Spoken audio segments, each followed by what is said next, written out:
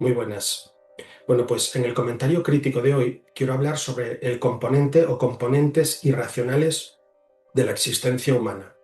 Es decir, aspectos, dimensiones, factores de la realidad o del hombre que nos envuelven, nos atraviesan la existencia humana y que de algún modo no pueden explicarse, controlarse o conmensurarse, sea parcial o totalmente, mediante la razón.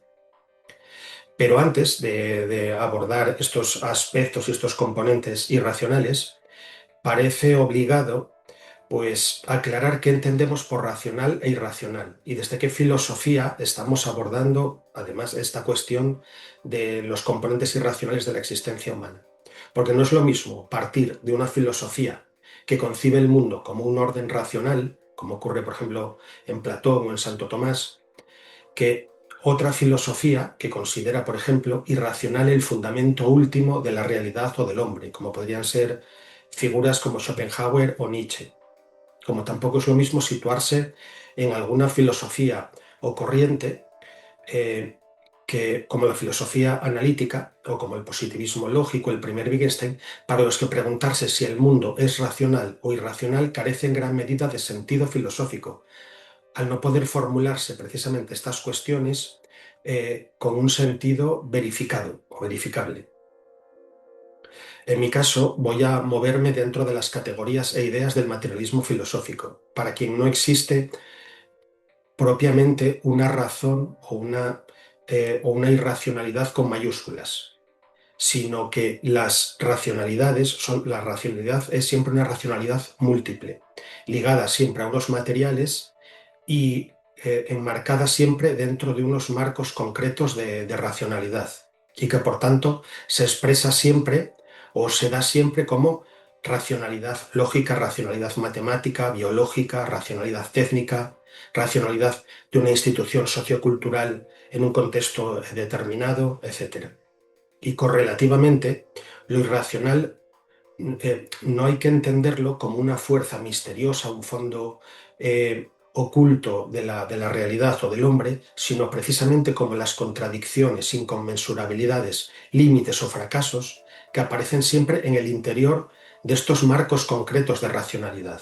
Es el caso, por ejemplo, de los pitagóricos, cuando su propia concepción de las matemáticas y la geometría les condujo al descubrimiento de una inconmensurabilidad entre diferentes magnitudes, ¿no? La diagonal y el lado del cuadrado, es decir, lo que condujo posteriormente a los llamados números irracionales. Y desde este planteamiento, la cuestión ya no consiste tanto en preguntarse si la realidad o la existencia humana es racional o irracional en general, en abstracto, sino en identificar ámbitos, formas y aspectos distintos, racionales o irracionales, en distintos ámbitos prácticos o de la realidad que nos rodea. Y creemos que en este sentido pueden distinguirse tres ámbitos donde puede manifestarse la irracionalidad. En primer lugar, aquellas irracionalidades que proceden de la propia estructura objetiva de la realidad y que son independientes de nuestras operaciones y que en este sentido, pues he llamado irracionalidades de tipo alfa operatorio. En segundo lugar, las irracionalidades que surgen de las operaciones, conflictos, limitaciones de los propios sujetos humanos, en sí mismos o en cuanto interactúan unos con otros o se enfrentan unos con otros. Y irracionalidades a las que he llamado beta operatorias. Y por último, un tercer grupo de irracionalidades, y que posteriormente pondré ejemplos, y que seguramente es el más importante de los campos donde se manifiestan realidades muy, muy presentes en nuestra existencia, pues son las que he llamado irracionalidades de tipo alfa y beta, en la medida en la que constituyen instituciones, relaciones entre instituciones, estructuras que los envuelven, que tienen una dinámica propia y que en según qué circunstancias pueden conducir a situaciones de irracionalidad. Además, estos tres tipos de ámbitos de irracionalidad creemos que se pueden creemos que se pueden combinar, que se pueden componer con dos modos también, aparte de darse la irracionalidad.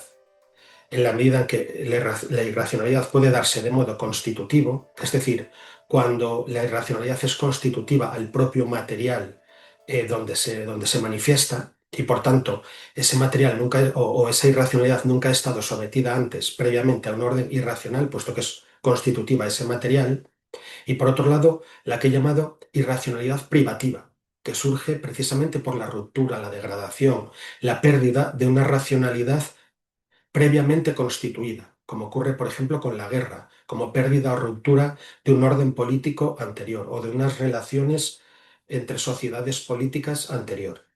Pues bien, veamos ahora ejemplos de cada uno de estos tipos de los que hemos hablado y en cuanto pueden componerse además unos con otros. Hemos hablado de las irracionalidades alfa-operatorias u objetivas, que eran aquellas que proceden de la propia estructura objetiva de la realidad. Y en este sentido, una primera forma de irracionalidad que, concatenamos además o que ligamos a la materia ontológico general consiste en que ninguna racionalidad puede agotar la realidad. Siempre existen procesos que desbordan el mundo que conocemos y que pueden alterar o destruir la estructura, cualquier estructura que conozcamos de la realidad, puesto que solo conocemos la realidad a nuestra escala y esta realidad a nuestra escala antrópica está siempre envuelta y atravesada por una realidad infinita e indeterminada que no conocemos y que está siempre tensionando la realidad que se nos da a nuestra escala. Y en ese sentido, siempre esta realidad es contingente, cambiante y en cualquier momento pues, puede dar lugar a fenómenos completamente nuevos que desbaratan o que menoscaban la racionalidad adquirida hasta ese momento. Dentro de este tipo de irracionalidades alfa, también podemos mencionar la irracionalidad basada en aquella situación en que la realidad se muestra como fracturada en distintos géneros de materialidad. Desde el materialismo filosófico, como se sabe, se habla de tres géneros de materialidad. Materialidad primogenérica, que son los fenómenos físicos, paratéticos, etc. Materialidad segundogenérica, que son los fenómenos psíquicos y en general las operaciones animales y humanas. Y por otro lado, la materialidad terciogenérica, que son las relaciones y proporciones entre las mismas cosas, ¿no? Y que dan lugar a las identidades matemáticas, identidades físicas, identidades biológicas y en general los distintos teoremas científicos y filosóficos. Y entre estos géneros de materialidad siempre existen inconmensurabilidades. No hay, M2 no puede reducirse a M1, M1 no puede reducirse a M3, M3 a M2, etc. Entonces, en la medida en que la realidad está siempre pues, fracturada y tensionada en estos géneros de materialidad, pues aquí vemos o creemos ver aspectos que son o que podemos llamar irracionales, ¿no? En la medida en que la razón no puede nunca encontrar el nexo entre estos géneros de materialidad. Y ya por último, y muy relacionado con lo anterior, podemos hablar de aquella irracionalidad que aparece también en la irreductibilidad entre, entre momentos o niveles de la realidad, pero incluso dentro del mismo género de realidad.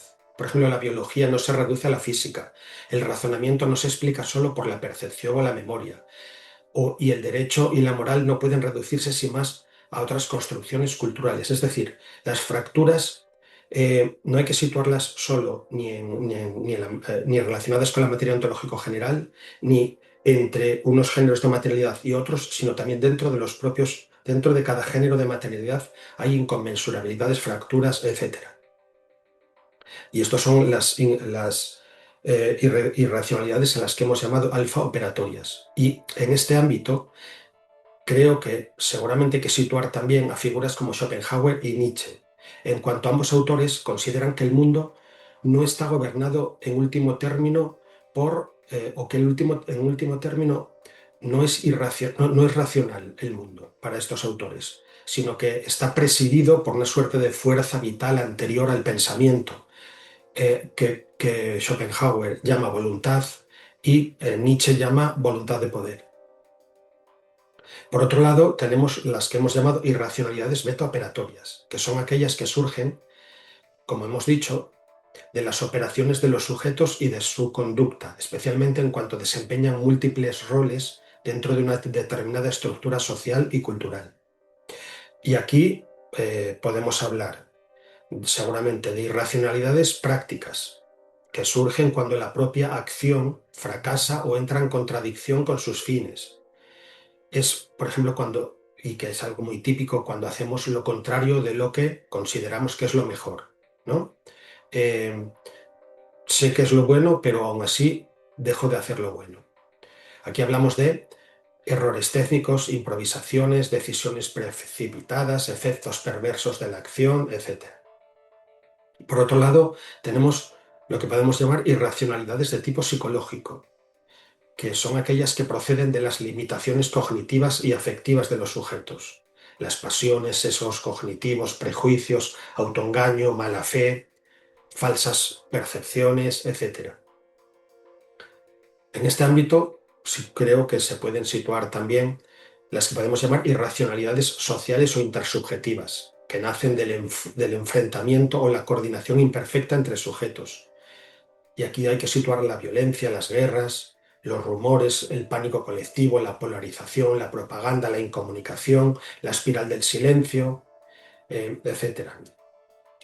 Y bueno, como antes situamos a Nietzsche y a Schopenhauer en la irracionalidad de tipo alfa-operatorio, creemos que en este ámbito pueden situarse figuras como podrían ser Pascal, Rousseau o Kierkegaard, en cuanto estos autores desplazan la irracionalidad desde el ámbito ontológico hacia la propia existencia humana. Los tres, como se sabe, sostienen, aunque de formas distintas, que la razón es incapaz de agotar la experiencia del sujeto, porque siempre queda esta razón desbordada por el sentimiento, la pasión, la libertad, la angustia, la fe. Y en este sentido, estos tres autores representan una suerte de irracionalismo fundamentalmente antropológico y existencial. Por último, tenemos que hablar también de las irracionalidades, como hemos dicho, que no se sitúan exclusivamente ni en un plano alfa ni en un plano beta, sino en un plano estructural de tipo alfa-beta, formado por estructuras que dependen de los sujetos, pero que tienen un carácter suprasubjetivo o estructural. Es el caso, por ejemplo, de los conflictos entre instituciones, entre tradiciones, entre culturas, formas de vida, que producen muchísimas veces efectos no previstos por ninguno de los sujetos implicados. Por ejemplo, el cambio climático, como efecto de la acción del hombre. Las crisis financieras globales, las crisis migratorias, las pandemias favorecidas por la globalización, las estructuras burocráticas que adquieren una lógica propia muchas veces alienando a los propios sujetos, etc. Es también el caso de la inconmensurabilidad entre ética, moral y política, que se impone a los propios sujetos, en cuanto actúan siempre, por un lado, como personas individuales, por otro lado, como miembros de grupos y también como ciudadanos de una sociedad política, lo que da lugar a todo tipo de inconmensurabilidades y a menudo conflictos. De ahí conflictos como, por ejemplo, los que enfrentan seguridad y libertad, o intereses nacionales y derechos humanos de todos los seres humanos, etc. Finalmente, en este ámbito también podemos encontrar la inconmensurabilidad y en ocasiones el conflicto entre diferentes racionalidades y saberes, por ejemplo, entre diferentes ideologías, entre diferentes disciplinas científicas, entre ciencia y política, entre religión y filosofía, etc., en la medida en la que estamos hablando de instituciones o tipos de saberes con una lógica que desborda y que se impone a los propios sujetos. Aquí podríamos seguramente incluir a figuras como Kafka y Camus, quienes sitúan la irracionalidad no ya tanto en un ámbito ontológico o meramente en un ámbito beta operatorio, sino que lo sitúan en la relación, por decirlo así, entre el hombre y las propias estructuras sociales y culturales, y donde esta inconmensurabilidad e irracionalidad no procede ya solo ni del sujeto, ni constituye simplemente el fundamento último de la realidad, sino que surge del enfrentamiento entre la búsqueda humana de sentido y unas estructuras naturales, sociales o burocráticas que resultan opacas, absurdas o indiferentes al destino, a los destinos humanos, y que representan entonces un irracionalismo de carácter relacional o estructural. Y bueno, hasta aquí este breve recorrido por algunas de las formas en que creemos que lo irracional atraviesa la existencia humana. Muchas gracias.